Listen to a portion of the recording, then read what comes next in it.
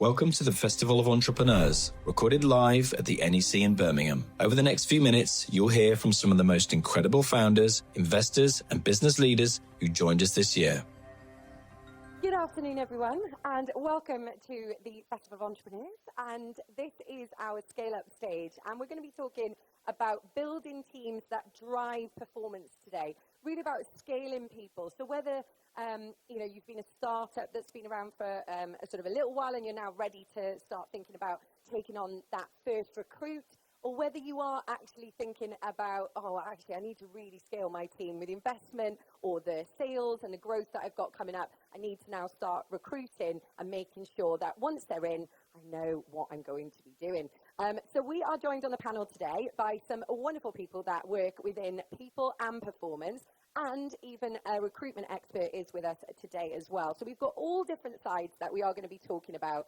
I'm going to introduce them, and if you could give them a warm welcome, that would be fabulous, because they have a world of experience. So first of all is Susan Brewer.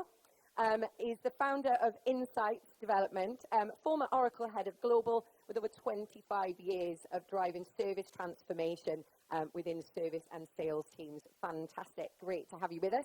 Yuseff is with us, is the founder of Monosearch, the MD of Monosearch, recruitment professional with over 20 years experience, and has placed over 500 professionals globally across 4 different continents. We're also joined by Nikki Avram, advisor from Workwell Europe, employment lawyer, workforce expert. She gives us legal precision and also leading with that sort of engagement and that cultural element. So fantastic to have you. Thanks so much for joining us, Nikki. And we also have with us Nicola, People Director of People Puzzles, highly accomplished global CPO and Group HR Director, who spent over 25 years advising leaders on people management, and now helps SMEs and mid-tier to really help grow and make sure that they can have fantastic performance. So thank you all for being with us today. I'm Melissa Curran. I'm your host. I'm the founder of the Modern Mind Group, and I work as a performance director. As we were saying, really, this is sort of our field of expertise that we're going to explore here today. So jumping into yourselves, and what I would like you to do, I've given you a bit of an introduction with that, and as we've started the session today. But if you want to sort of just have 1 or 2 minutes to explain what it means to the audience and why it makes a difference to them as to why you're here and sharing what you are today. So starting with you then, Susan, over to you. Thank you, Melissa. Good afternoon, everybody. I think it's afternoon. So I have quite a large background in the tech industry, developing teams, leading teams. I believe success for businesses is really being passionate about the people that work for us, because they are obviously the people on the ground doing the work. I have a passion for people. A lot of my successes in developing teams and scaling teams, I would say the biggest thing is feedback is a gift. And I never knew that I would come into building my own business and really developing those teams internally for clients that work collaboratively together with other business units and deliver that customer excellence, because at the end of the day, it's always the client at the end that we're trying to look after, but also looking after our teams internally. So feedback for me is one thing that I always love to be able to say, really, that those guys need support. Fantastic. Thank you so much, and great to have you here. Yuseff, over to you. First of all, thanks for coming. There's rather more of you than I might have expected to start with. I've been recruiting teams for 20 years now for clients from startups, 2-man, 3-man bands, right the way through to multinational organisations, and have done lots and lots of work when it comes to scaling teams from sales through IT and also into the senior management suite as well. When scaling those teams, I found previously that talent's hard to find, and often, especially with smaller startups and scale-ups, the recognition of where that talent is and also what it looks like is key part of the partnership with people such as myself. So I'm hoping that I can sort of help out with any questions that you have as well. Other than that, I'll hand over to these guys. Nikki, over to you. Hello, everyone. I'm Nikki. So as Melissa said, I am an employment lawyer by trade. I founded Howard Avram, a law firm, 11 years ago now. I've been practicing employment law for 18 years. And I've transitioned because my clients demanded that I transition. They wanted to know more about how they fix their workplaces, their workforce. So I began to really look at, building on my employment law experience, I began to really look at how can we have people more engaged in what they do, invigorated? How can we help people fall in love with the work that they do? So now I am 100% dedicated to making that happen, and I work with organizations to build strong, autonomous, resilient teams, because that's what really engages people, and that's what we need for the future that we're going into. Great, thank you so much, Nikki. And Nicola, last but not least, over to you. Okay. Hello, everyone. So Nicola and Nikki seem to be the popular names today. So we'll all get quite confused with that. So, yeah, I'm Nicola Harris, as Melissa introduced. I work with People Puzzles, and we are a team of 90 people directors across the UK, where we work with small, medium-sized enterprises, particularly scaling businesses, to bring strategic HR at a fraction of the cost. So we are a fractional HR director team. So ultimately, we can spend time with our clients and really get into the context of your business. And if we do that, typically we'll work with 3 or 4 clients per people director, so that we do have a dedicated period of time to spend with you. I have, as Melissa said, 25 years experience, mostly professional services. I have more recently worked with logistics and cold storage, which is quite an interesting and very diverse business to what I've been used to.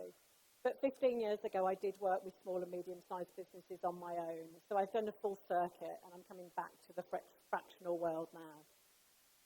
Fantastic, and definitely needed, because that's it, having the likes of Nicola, Nikki, Susan, or Yuseff, or myself to come into a business and be there on a full-time basis is probably high of sort of 6 figures beyond. But having that sort of fractional support within your business as you're growing is key to help you set that strategy and then really start to move along as you're on that business journey. So it's definitely absolutely crucial to get in touch. And if you have any questions for any of the speakers today, then please speak to them afterwards. Ask your questions. We want to help you grow and scale your teams to ensure performance.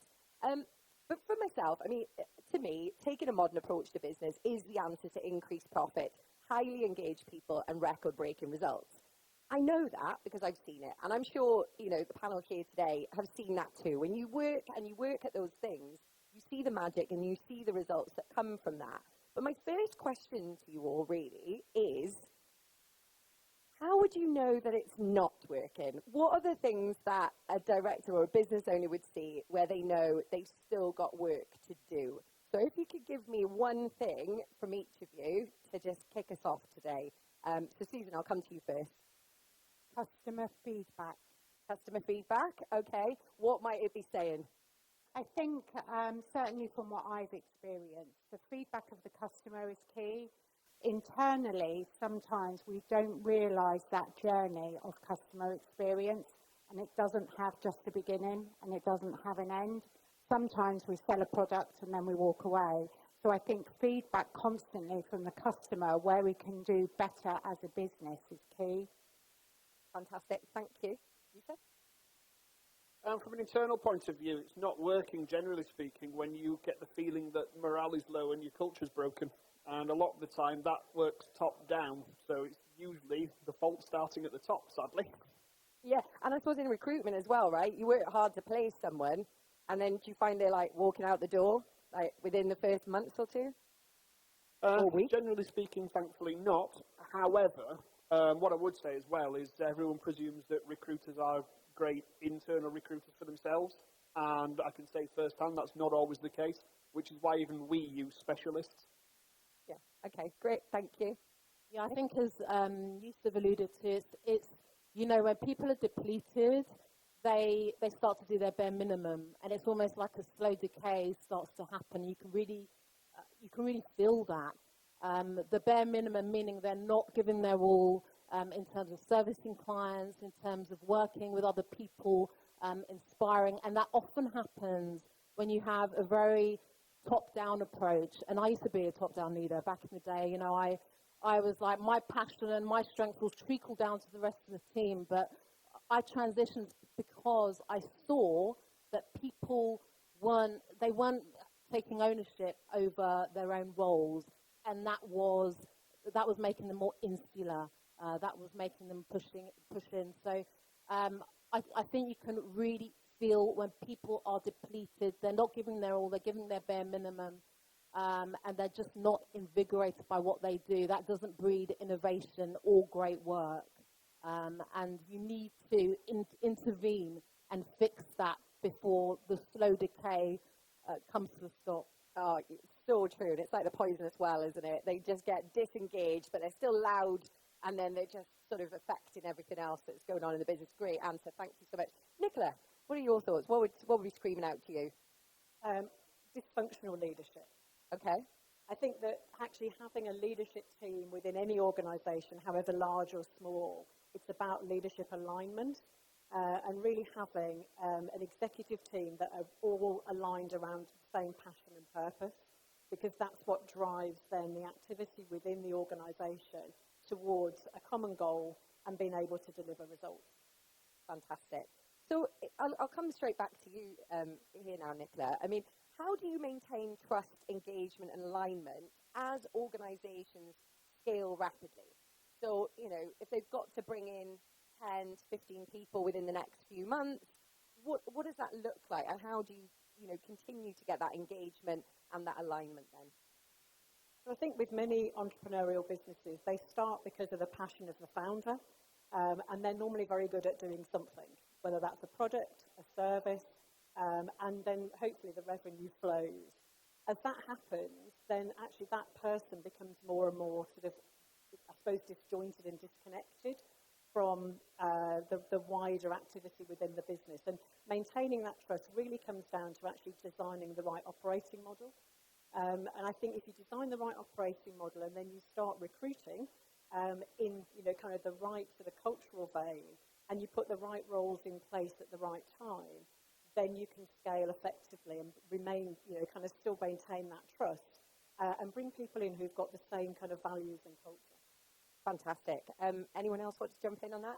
Yeah, I guess following on that leadership piece, when you build up from the ground, it really is about the people. So many times working in a large tech, I saw all of these great visions being given, but individuals didn't know where their contribution was. And to engage them and scale correctly and retain your talent, if you can really help them understand if a vision or goal seems so far away, where do they actually contribute to that, which is key, and where that feedback comes in completely, when we're doing that full circle with the employees. Great. Thanks, Susan. Coming into that, Nikki, then, if we think about, so you've scaled up, you've taken, say, 10 people on, you're looking at, they're in their probation, I know from an employment lawyer perspective and around that, they might be asking questions around what they're meant to be doing, how they approach that, but then also from the positive aspects and the things that they should be doing to set those expectations. What are your thoughts on that, and how crucial is that sort of probationary time with the teams? It's really formative. I think one of the key words for me that's been mentioned just now is alignment. And that's looking at job design in particular, designing the role, or not just squeezing people to fit into a very narrow job description. That doesn't work, and it won't work going forward. It is aligning people's talents, skills, and their passions with the job at hand. That's how you really engage and invigorate people. And even where you've got like a really technical role, a lawyer, they need to be able to practice the law. But what can they do that goes outside the immediate remit of the role? For that, you need to ask the right questions. What are you good at that we're not using? Where do your passions lie? Because that's how you start to discover people's full potential. And when people are given that permission to bring their full selves to work, that is when they're engaged. That is when you really start to see their full skill set. And I've mentioned the world we're going into. I'm talking about now, actually. You know, companies, in order to survive, they need to transition, they need to adapt fast. So we need to look at people's skills more holistically and how they will transfer as the company grows. So the probationary period is the starting point of when you start to go on that discovery mission. You know, what can people really add to the role beyond what's immediately obvious? Yeah, the alignment area, and I suppose getting alignment right, it's what we've got to do. We've got to communicate. And one of the things that I see, especially from startups going into sort of the scale-up phase, is this worry about giving feedback and the conversation, and actually that clear sort of communication that is required. Coming to yourself, Susan, you know, do you, and I, obviously, can I ask a quick question before we go in to carry on with that? Yeah, of course. So with the insights, you actually do the insights on the behaviours as well? A little bit, yeah. I've had a couple of clients ask great. for it. What I try and do, you know, there's so much method training out there, and I try and bring it down to that ground level again, based on behavioural skills. And what you talked there, empathy, you know, a lot of managers don't feel that you can give too much empathy away because you're giving something away, and that just isn't the case. It's that emotional intelligence behind it and the behavioural skills. Because when you're in that startup phase and you're scaling, it's all around processes and KPIs, and we actually forget the skill set that we should be realising what our guys have. And I think you said it, where are they best placed? That gets left behind a little bit, I think, sometimes. That's so good. I'm just gonna highlight something that you said there. They think that empathy is giving something away, but it's actually adding to the organisation. That is so key. I'm definitely going to take that away as a point today. Fantastic, Susan. Thank you. I think Yuseff wanted to add something on that. What do you want to say? Yeah, going back to the whole piece around, I suppose, that alignment piece. One of the key mistakes that we see quite regularly is, especially with companies that are scaling up from low headcount upwards, is if you are looking to hire people from outside of your organisation, the main part of the job has to exist outside, and you have to be very careful when creating that role to ensure that it will align with the wider marketplace, because if not, quite often I'll see that there's actually a job spec written that's actually two jobs rather than it being just the one. And so it's making sure that you're not only writing the job spec from within the business, but you're also aware of what's going on outside, because it's key. Stay with that point for a moment. I'm going to come to Nicola in a second, just a little bit more around the feedback element. But just stay with where you were, Yuseff, on that point. You have to give feedback to candidates that don't get roles, right? So just share with us, just from your own perspective, how do you approach providing that feedback when you might know, you know, they've answered the phone, they're all sprightly about sort of something that an interview they've just had. How do you approach giving that feedback from your perspective? Possibly a shorter answer than you'd want, but to be very straight with you, honestly, and also constructively. You know, sometimes in interview, positive feedback's wonderful, but negative feedback can actually be a learning experience. And so, especially as recruiters, we have to find a way to, you know, obviously gently, but constructively give out the negative feedback, because it will help someone the second time around. Yeah, great answer. Thank you very much for that. Nicola, I'm coming to you on the feedback. You obviously work as fractional, you work with the leaders, and I know what that's like. They're like, how do I put this across? How do I approach this feedback conversation with the team members? That, you know, if we think about benchmarks of where we need to be at, maybe someone's not understanding, or there isn't that alignment on where they could be in that sort of opportunity. What is your advice to them when they're approaching that and they might be a little bit sort of anxious or worried about it? Well, I'll pick up on that in a moment, but just to go back to Yuseff's point about recruitment, I think actually, and it touches on the legal side with Nikki, is that actually people feel frightened and scared to give feedback. They don't want to say, they say no to a candidate, but they don't want to give feedback as to why, because there's, you know, litigation and the challenges that come around that. I've always encouraged management, and when I was a junior HR person, one of the things recruiters said to me was, we love working with you because you give feedback. As a result of that, I got the best candidates. So there is actually kind of, you do get a much better relationship with the partners that you have as well. But at the end of the day, actually people don't know what they're not doing right. So we come back to the alignment point. I used to use frequently, people perform a lot better when they know what they're doing, the reason they're doing it, how it aligns to the vision of the business and how they'll be rewarded. That is the simple aspect of people management. And if managers could actually adopt that, it'd be much more effective.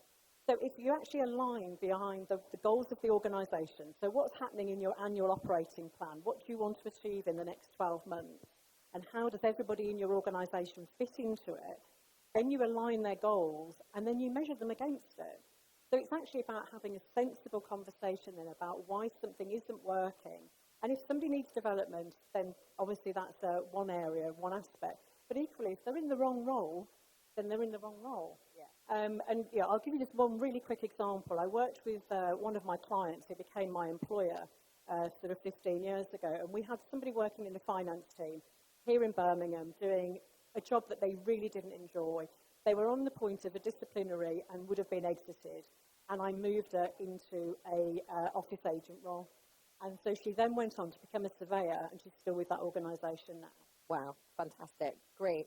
Can I just add one quick thing? I think on the feedback is really key. What I teach leadership and management in some of my training programs is start with really positive feedback. And then it's a bit of reverse psychology, and then lead into let's look at some of the improvement areas to accelerate, because I think so often managers go into a performance improvement plan without even going through that first process. So I think having that mindset that actually what is really good about our employees, and then where can we elevate them after that?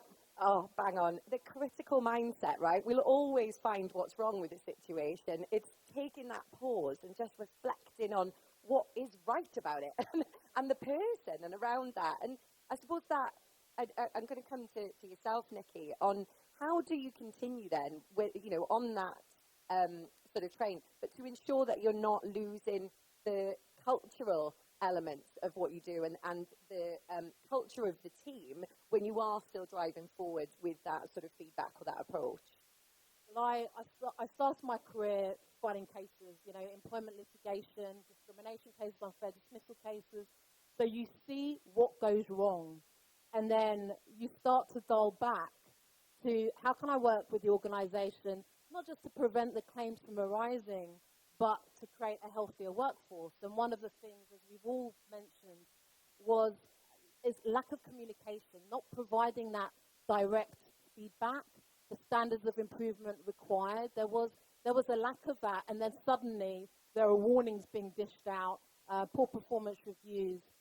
The way that you make people feel safe in terms of improvement, in terms of innovating, in terms of trying new things, is to create a safe environment, which is more of a have your back culture as opposed to a watch your back culture.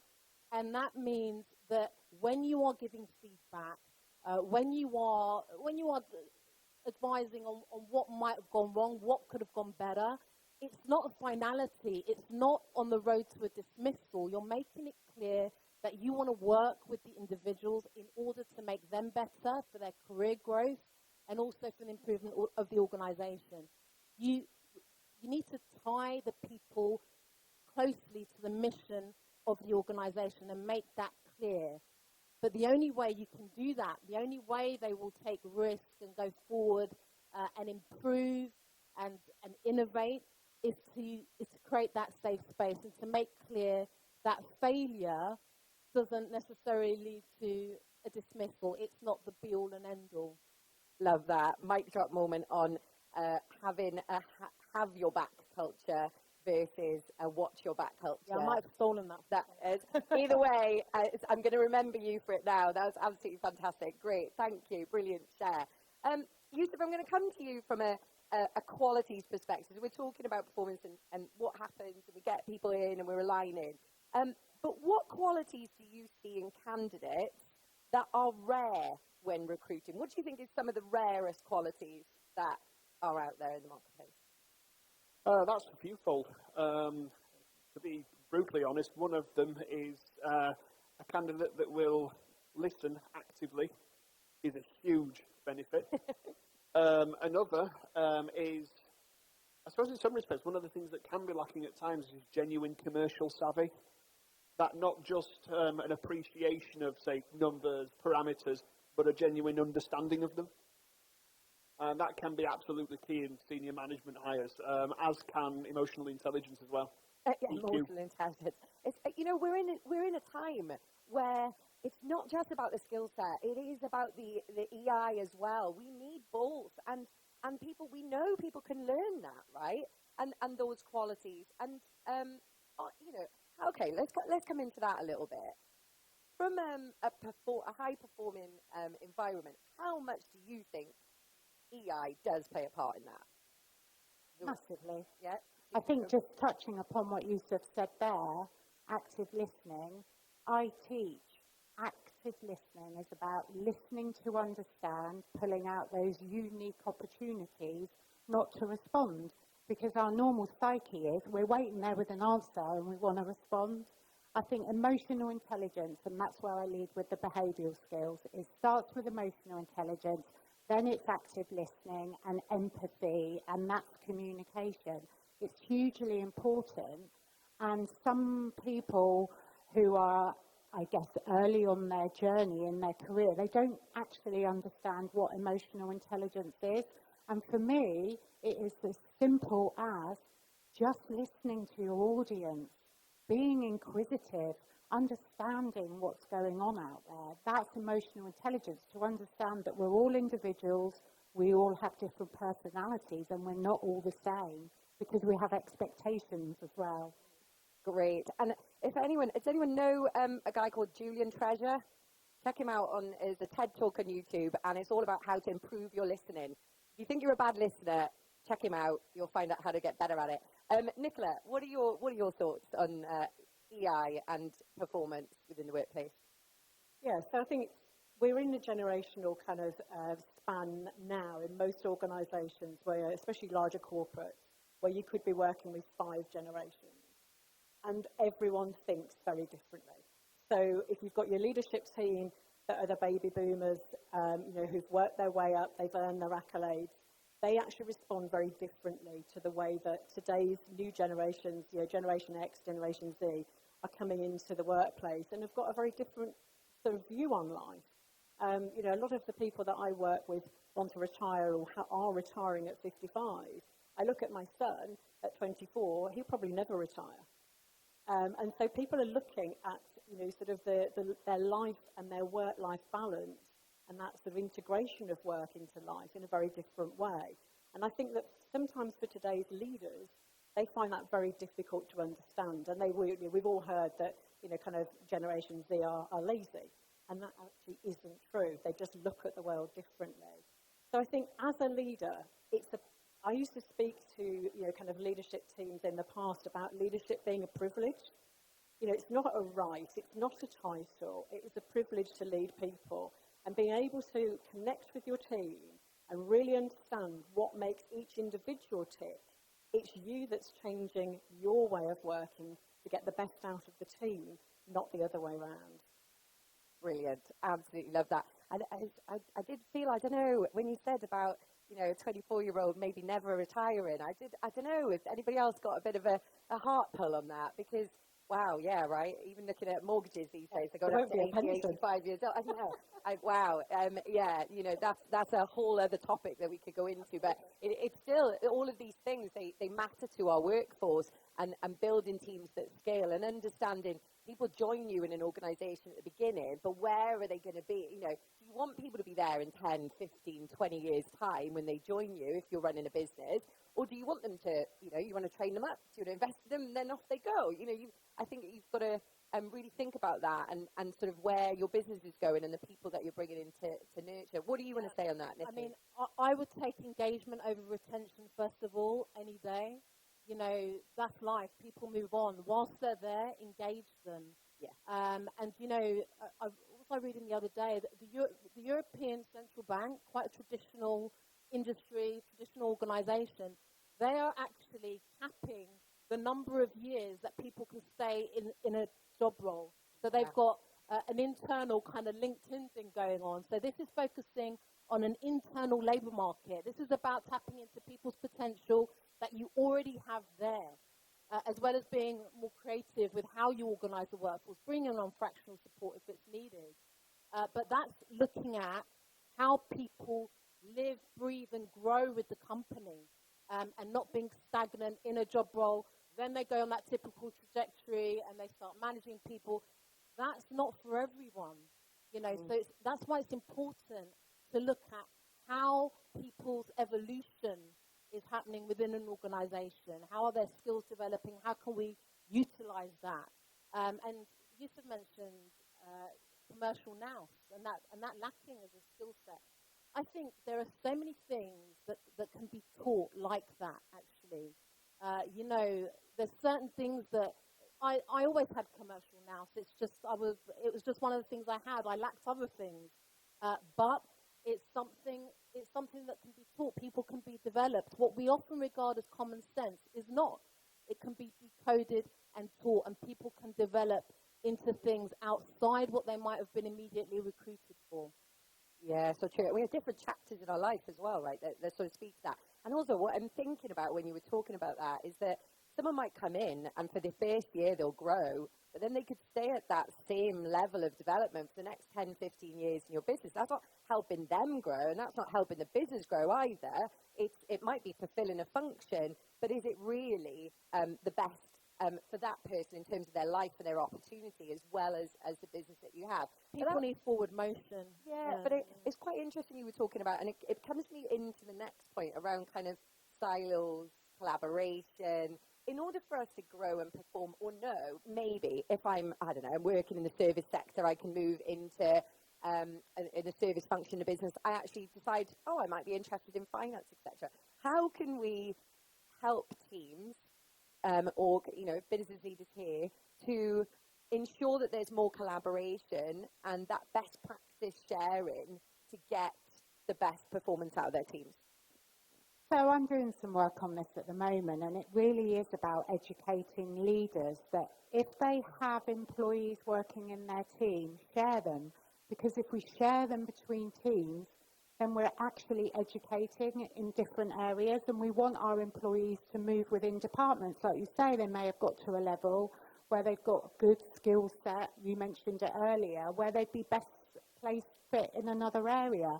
It's about educating the managers to allow that to happen, whether it's job shadowing, whether it's getting them involved in a project across another line of business. That's where we have managers working in silos, and we need to educate them to come out of it as well, not just the employees. Yeah, great point, brilliant. Who else would like to jump in on that? I was just going to say, if you are interested in reading Jim Collins, where he talks about good to great, the first thing he suggests that a leader or a manager does is find their successor. And that's something that I think organisations were a bit protective. We're protective of our own role. Managers are, they want to succeed, they want the best team. But I literally had a conversation yesterday with a client organisation where somebody's applied for a role internally and the manager won't release them. And I said, well, actually, if that person had resigned, they'd be leaving in a month. And actually, you are stopping that progression. And I've had that within professional services teams before, where it's like, well, I'd rather them leave than go to that other person's team because they don't either want to support them or don't get on with them. It's like, you've got to, again, go back to alignment and think, actually, you're not working for the good of the organisation, you are working for the good of you. And there isn't that kind of team, alignment and activity. I'd like to add to that, but sort of partially in this question, also going back a little bit to the time before and put it in quite finite terms. I recommend all leaders look at their teams, understand their teams, but also you either grow your people or you promote your people, and you should be doing it within 2 to 3 years or they will look for the exit. Yeah, the opportunities. Nikki, you were going to say something on the previous point. Yeah, I work a lot with organisations around how we get people to stretch within their roles and beyond, something called preferred discomfort, and that's an intentional pursuit of working outside of your comfort zone. But how do we operationalise that within an organisation? And I'll go back to that cheesy phrase that I mentioned before. It's the have your back culture. How do we create that collective adaptability? And it's got to be really intentional in looking at the stretch, looking at things like skill exchange. skills exchange where we look around the organization, even multi-generationally, we might have younger members of the workforce, digital natives that can exchange their skills, their know-how with older members of the workforce who have more business wisdom.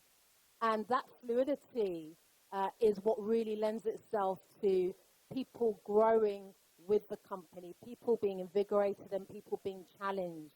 And organizations can support that in the way that they celebrate it, the way that they promote it.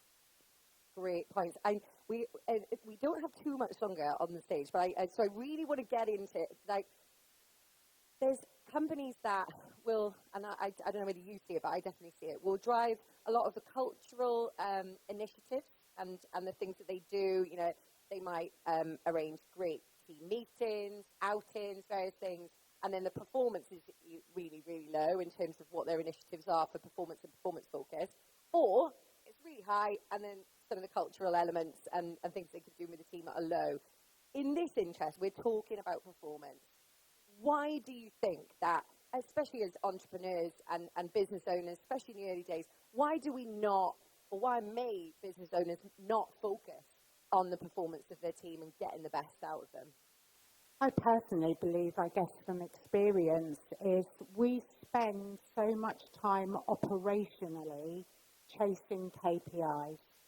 And I always believe from an operational perspective, if we have the right fit-for-purpose processes in place, the KPIs will take care of themselves, and it's about the people that are driving that business. I said it at the very beginning, it's the people on the ground that are doing the work.